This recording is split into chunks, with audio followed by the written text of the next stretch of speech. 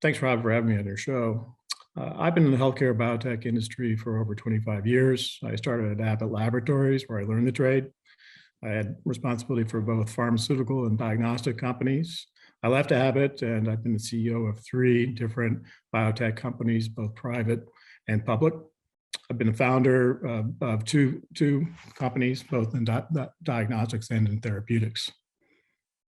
So I've really had the privilege of working with leading scientists and developers for novel genomic tests.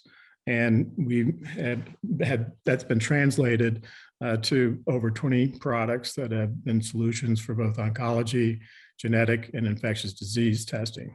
I'm currently the CEO of Immunexpress, which is a small but growing private company based in Seattle.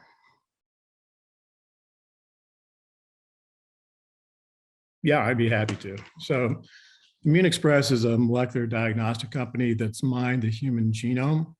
And we've been looking for the genetic response to infectious disease. We discovered that inflammation caused by a pathogen infection can actually generate a signal very, very early in blood. And so what we did was we were able to look at, and we thought that these signals could be very useful for evaluating pathogens that could lead to early and fast onset fatal diseases such as Ebola and sepsis. We focused on sepsis, and we assembled a bioinformatics and product and clinical development team. And then we collaborated with leading medical institutions, both in the US and Europe, to evaluate and develop a sepsis diagnostic test.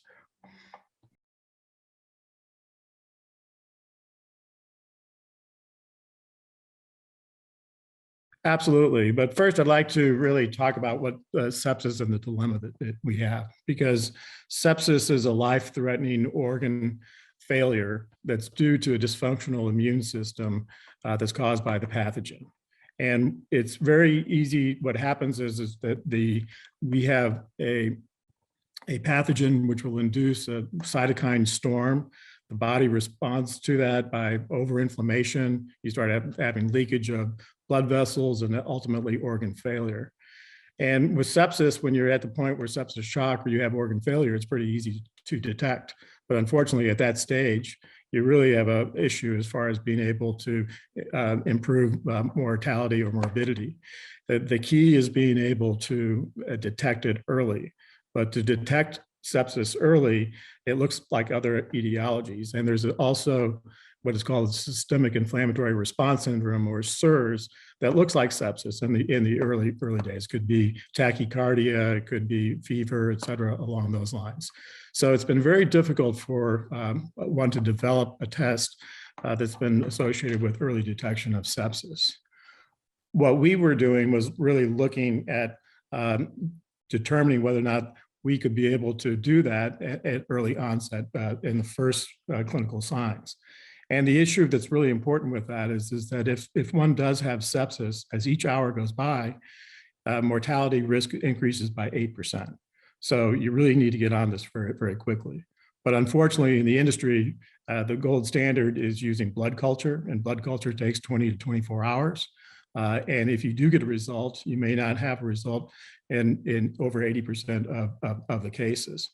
There are specific pathogen detection tests, but those can take 6 to 12 hours, and they're only built for the ones that are built for detecting, such as bacteria or virus. So our approach was trying to look at the human host response for the pathogen detection. And what we found was that we could see that there were genes that were expressed in blood on white blood cells that attack the pathogen that are activated, whether there's a pathogen there and leading to sepsis, or there's other genes that are activated if there's no pathogen, and it actually represents that SIRS, or systemic inflammatory response syndrome. So what we found was this was independent of the pathogen. We could detect sepsis, whether it was bacterial, viral, fungal origin, and we could be able to get a result in about an hour.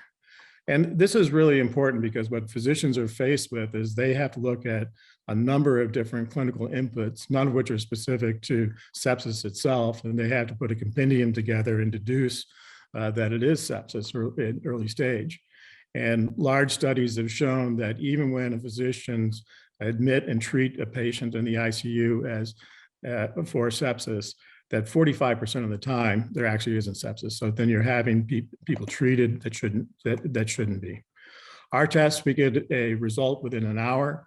We measure the probability of sepsis, whether it's low or high. And if it's low, then it's ruling out sepsis, and you shouldn't be able to administer antibiotics. If it's high, you should get on that patient right away and be able to treat them for sepsis.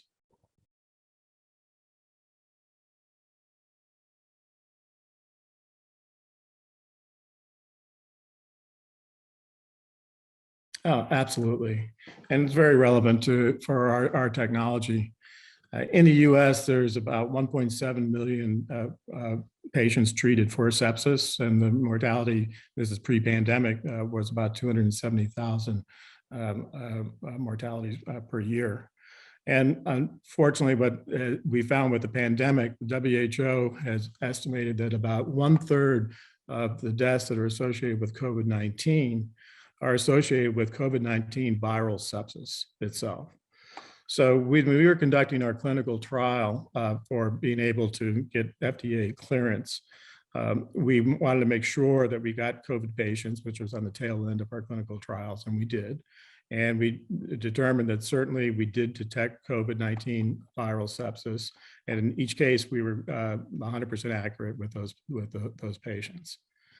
And furthermore, we obtained a grant from the Biomedical Advanced Research and Development Authority, BARDA, which actually was to look at our technology as it relates to COVID and COVID severity. BARDA, you may know, is associated with biothreats and evaluating those, and certainly was relevant for the pandemic. And what we found was not only, Septicite Rapid could be able to determine whether or not it was COVID-19 sepsis, but we found that we could predict that when a patient, which is COVID positive, arrives at a hospital, there are symptomologies, but not severe at this point in time, that we could predict which patients would progress to critical or severe disease versus those would be moderate or not. And so that very useful as far as the ability of who should go to the ICU or not and get on top of that patient to be able to treat them appropriately.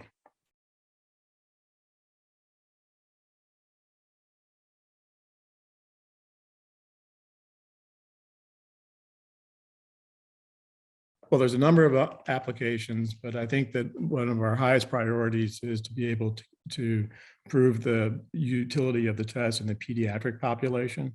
Our initial indication is for adults. We have, in the US, there are 200 children per day being treated for sepsis, and there's high mortality of roughly 7,000 per year. And unfortunately, there's many, many more kids who have had sepsis, and they have what is very similar to a COVID long syndrome, where there's long, morbidity and recovery on both neurological and physical attributes. And so we've got pediatric clinical trials, both in Australia and here in the US. And so that certainly is one area that we want to do, is be able to expand our indication for kids. We've also have been looking at using the test for monitoring patients after they've been diagnosed with sepsis and then they're treated, and then to determine whether or not those patients have actually recovered and they truly do not have sepsis, and to be able to measure that at discharge, because the number one readmission category for patients in the US is, again, sepsis patients who have been discharged and they come back to the hospital within 30 days because they have sepsis itself. And then in our pipeline, we have an exciting product, which is Septicite Rapid Plus, and it's the test that we have for Septicite Rapid for sepsis and SIRS. And then if it is indeed sepsis, then we can determine whether it's of bacterial or viral origin. And if you have that determination, then you'll know which way to treat immediately within that 1 hour sort of window where you could be able to, should you go on to antibiotics or should you go on to antivirals? And there's many tools now because of the pandemic that we can use to have that guided therapy.